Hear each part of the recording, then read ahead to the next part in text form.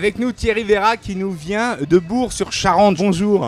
Bonjour. Comment ça va Thierry? Très bien, impeccable. Ça fait plaisir de vous revoir depuis la fête de l'asperge. Exactement, et puis 2 ans déjà, les étoiles des piqûres. Alors on va faire on va revenir un petit peu en arrière. Donc vous êtes parti en voyage avec votre père, vous avez fait un peu le tour du monde, on va dire. En tout cas, l'Afrique était un pays qui était important pour vous. Afrique et Moyen-Orient. Et Moyen-Orient. Vous êtes allé aussi aux États-Unis. Également. Donc vous avez un beau parcours. Qu'est-ce que ça vous a appris de voyager? À l'époque, on se nourrissait toujours des produits qu'on trouvait sur place. Comme je dis, moi je suis parti en Algérie dès l'âge de 3 semaines, j'étais élevé au lait de chamel et on a continué après sur l'Iran où j'ai eu la chance, là c'était plus le caviar. Donc c'est une découverte vraiment des produits, des épices, d'autres cultures, et ce qui fait que bon, c'est enrichissant, surtout quand on est jeune. Ce qui fait la richesse aussi aujourd'hui de vos menus. Voilà, donc on est sur une base cuisine très classique, mais qu'on vient toujours mettre un peu d'étincelle dedans, justement sur ces souvenirs de voyage. J'aimerais qu'on parle, pour revenir tout à l'heure après à votre parcours, puisque vous avez rencontré aussi Bernard Loiseau, en revenant des États-Unis suite à une formation.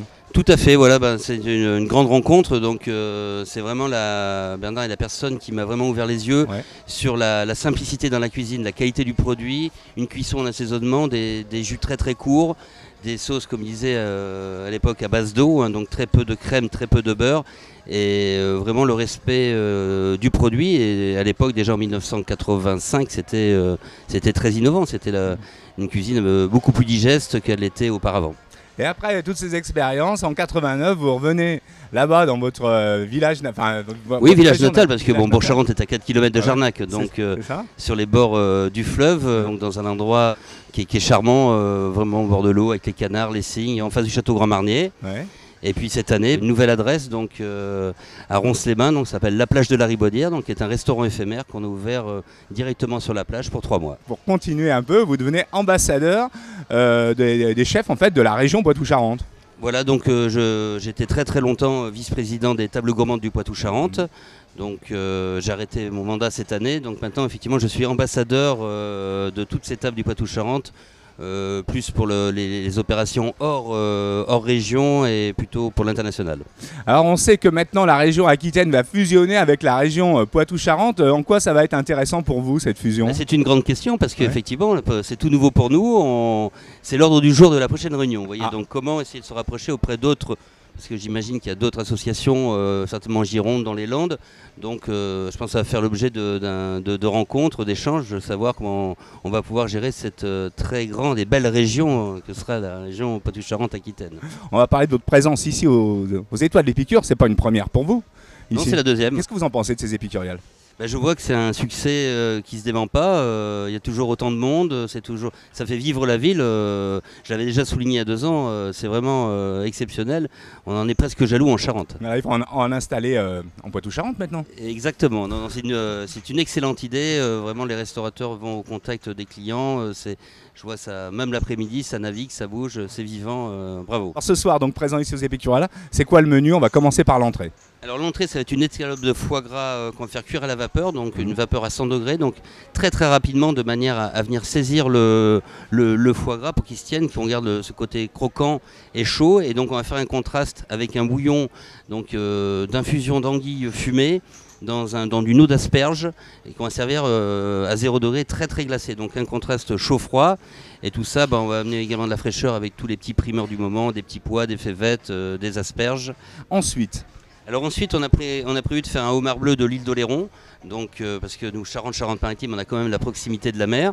Et puis on y a bien sûr le produit du pays phare, le produit phare qui est le cognac. Donc on est venu enivrer ce homard avec du cognac, une pointe d'estragon qui est un grand classique de la cuisine française. Et pareil, on va travailler avec les premières truffes d'été charentaises. Et cognac, bien sûr, encore du Poitou-Charentes. Le cognac, forcément, nous on est nés dedans. Je suis également propriétaire d'un petit vignoble à cognac. Et on a une cognathèque de plus de 340 références, donc on a tous les plus grands cognacs où les gens là au quotidien viennent découvrir.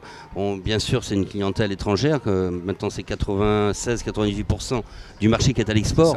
Donc on a surtout une clientèle asiatique, russe, américaine, qui viennent dans nos murs pour justement découvrir toute cette diversité du monde cognacé. Alors je sais qu'il y a des cognacés qui nous regardent, puisque nous travaillons aussi, nous avons avec des maisons de cognac comme Martel. Tout à fait, on les salue. Qui fête ses 300 ans. Qui fête ses 300 ans cette année. Et nous, on sera présents, Bordeaux TV, justement, du 1er au 4 juillet, eh bien, au Cognac Blues Passion, avec Lenny Kravitz en tête d'affiche. Tout à fait, il y a une belle sélection cette année. Je pense que ça va être un festival qui va bouger. Et pour le dessert?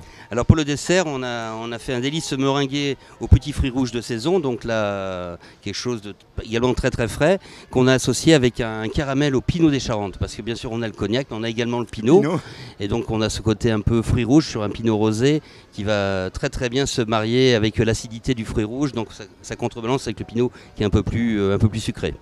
Un grand régal, en tout cas en perspective. Et le travail des produits frais, pour ça c'est très important, bien sûr, le travail des produits frais.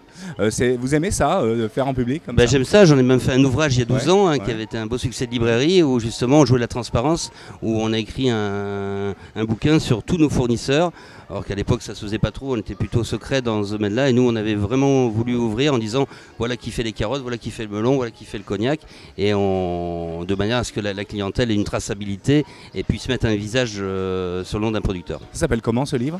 Carnet de saveurs en pays de cognac. Carnet de saveurs en pays de cognac. Merci beaucoup Thierry.